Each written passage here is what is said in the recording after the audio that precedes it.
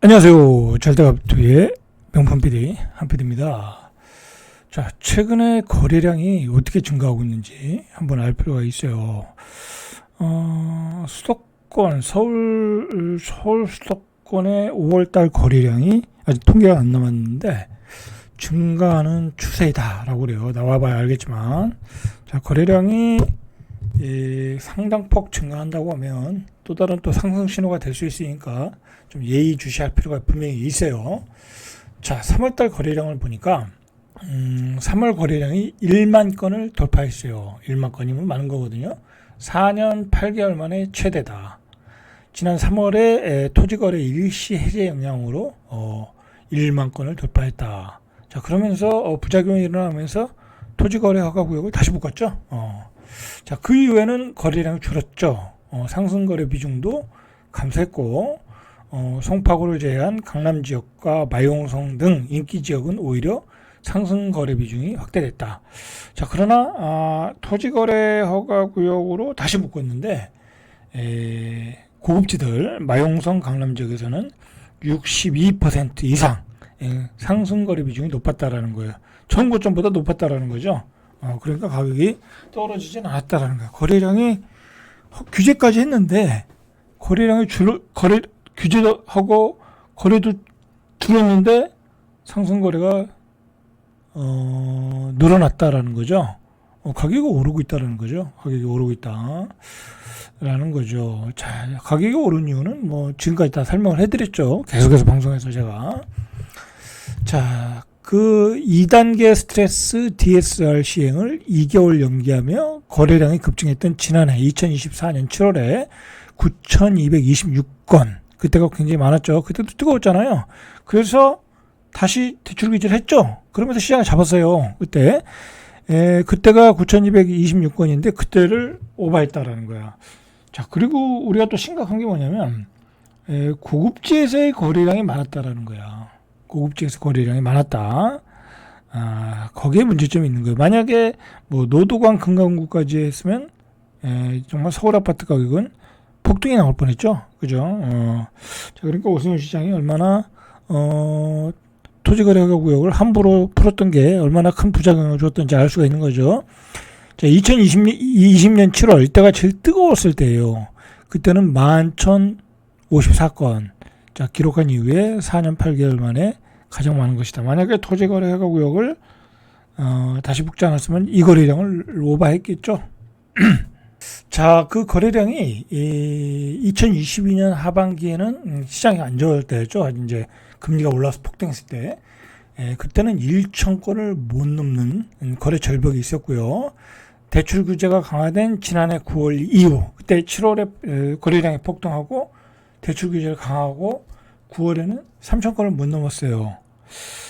자, 여러분들 뭐 나중에 얘기하시죠. 나중에 제가 얘기해 드릴게요. 중요한 얘기인데.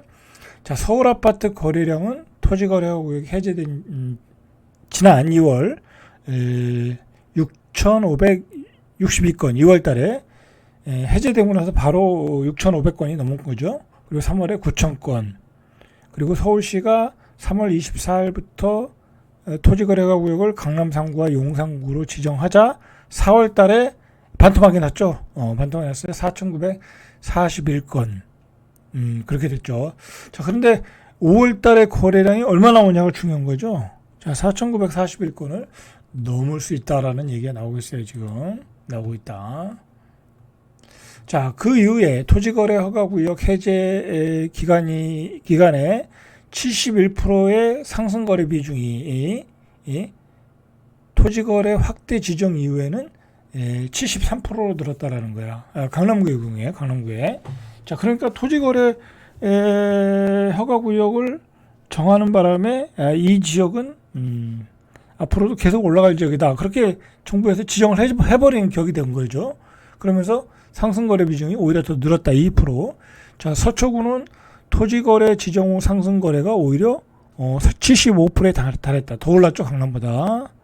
자, 이제 주로 이제 재건축 단지, 고가 아파트.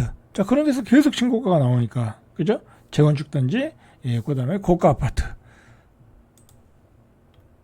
자, 실제로 강남구 압구정동 현대아파트는 시공사 선정 등 재건축 호재에 힘입어 연일 신고가예요. 여기는 참 물건 잡기도 힘들 것 같아요. 그냥 여기는 연일 신고가예요. 전용 면적 183 제곱미터가 지난달 99억 5천만 원, 역대 신고가.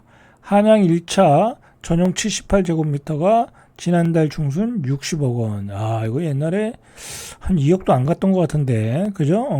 저기 1990년대에 한 1억 얼마 했던 것 같은데 60억 원이 됐네요. 그죠? 자, 그때 그거 샀으면 떼돈 번 거네. 현대 8차 111제곱미터, 163제곱미터 지난달 각각 56억 5천만 원. 그 다음에 75억 원에 거래되면서 역대 최고가. 압구정동은 계속 신고가예요. 압구정동은 계속 신고가다. 양극화가 벌어지는 거죠. 자, 마포구를 볼까요? 강남 토지거래 해제 기간 동안에 62%였다는 거야. 마포구는 해제 기간 동안에 62% 상승거래 비중이. 근데 토지거래 구역 확대 이후에는 70%로 증가했다. 그러니까 풍선 효과가 일어나는 거죠. 풍선 효과가 일어나고 있다.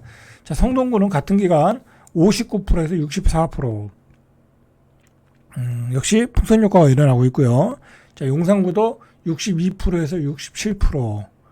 양천구는 60%에서 70%로 상승거래 비중이 커지고 있다. 자, 여러분들, 그러니까 강남, 마용성, 강남, 송파, 마용성 다음에 그런 B급지들 있잖아요. 그런 좋은 지역들은 다 그런 지역도로 다 몰려가고 있다라는 거야. 토지거래 허가 구역 때문에, 지정 때문에. 그러니까 규제 문제가 있는 거죠. 그죠? 규제 역효과가 일어나는 거죠. 예전에 그 문재인 정부 시절에 규제를 강하게 했다가 풍선 효과가 막 여기저기서 터졌잖아요. 그러면서 집값의 거품을 만들었잖아요. 지금도 그런 것 같아요. 아, 이거 큰일 났어요. 그죠? 자, 비강남권 인기 지역으로 풍선 효과가 나타나고 있다. 뚜렷하게 나타나고 있어요. 지금 상승거래 비중을 보니까. 자, 이런 풍선 효과가 서울을 넘어서 경기도의 고급지로 또 번져가고 있다는 거야. 광교 아파트 값도 꿈틀. 과천발 상승세에서 수원까지 번졌다. 3월에 영통구 아파트 거래가 510억 건. 올해 1월에 2배 이상 증가했고요. 이미 여기는 뭐 토지거래 허가 지역이 아닌데도 뭐 그 서울의 강남에 오르니까 수원의 강남도 오르게 되는 상황으로 간 거죠. 자, 2달 새 5억 원을 올랐다. 과천 판교까지 이렇게 점점 상승하고 있다. 자, 이렇게 집값이 올라가고 있어요. 자, 이런 사실을 우리가 무시하면 안 된다. 그러니까 뭐 맨날 폭락한다 뭐 그런 얘기 이제 할 시절은 아닌 것 같아요. 그죠?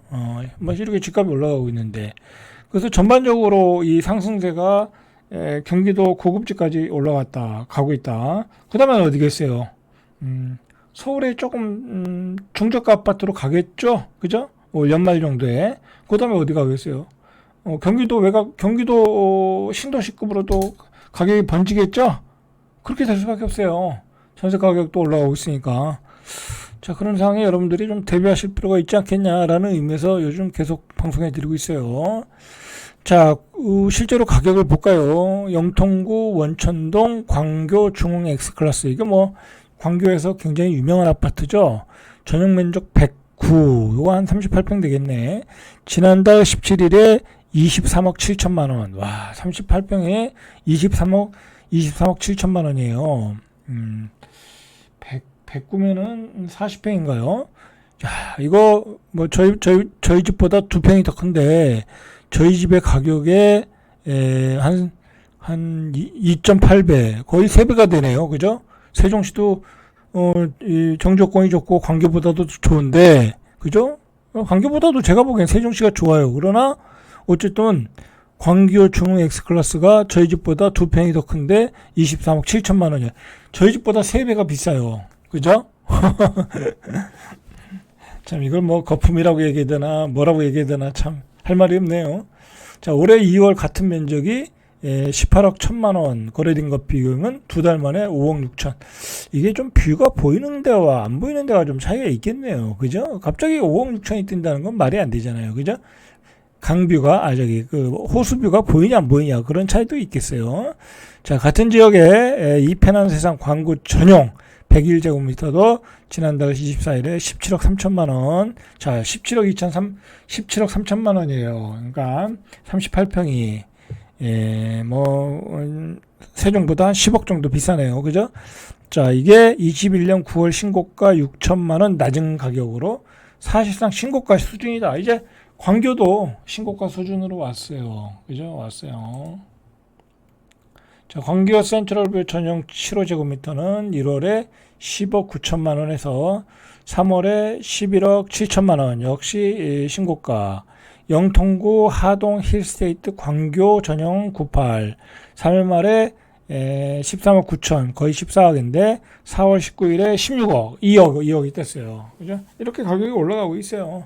자, 이렇게 가격이 올라가다면요, 정주 여건이 좋은 경기도에 있는 도시들의 가격도 올라갈 수 있어요. 이미 경기도의 고급지게 가격이 올라가고 있잖아요. 판교, 과천, 그죠? 광교.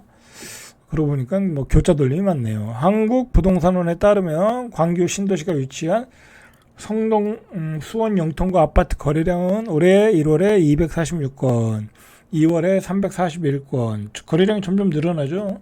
3월에 515건 꾸준히 늘어나고 있어요. 3월에 거래량은 1월에 2배.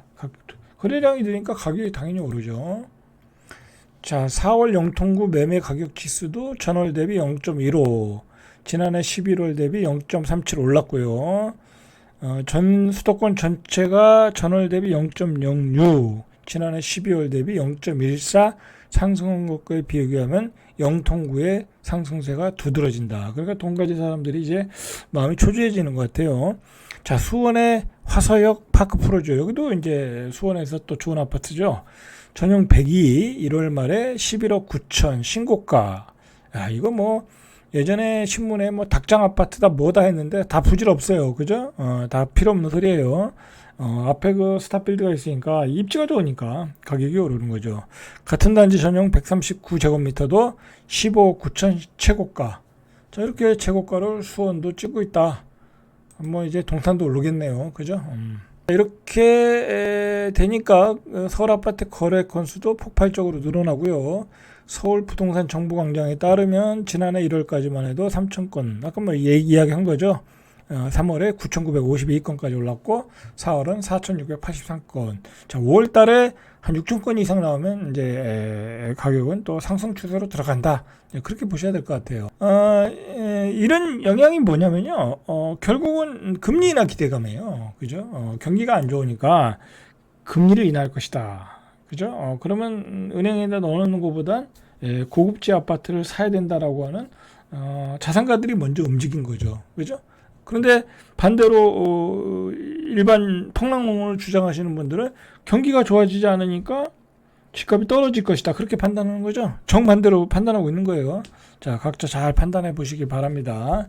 절대값TV의 명품 PD 한PD였습니다.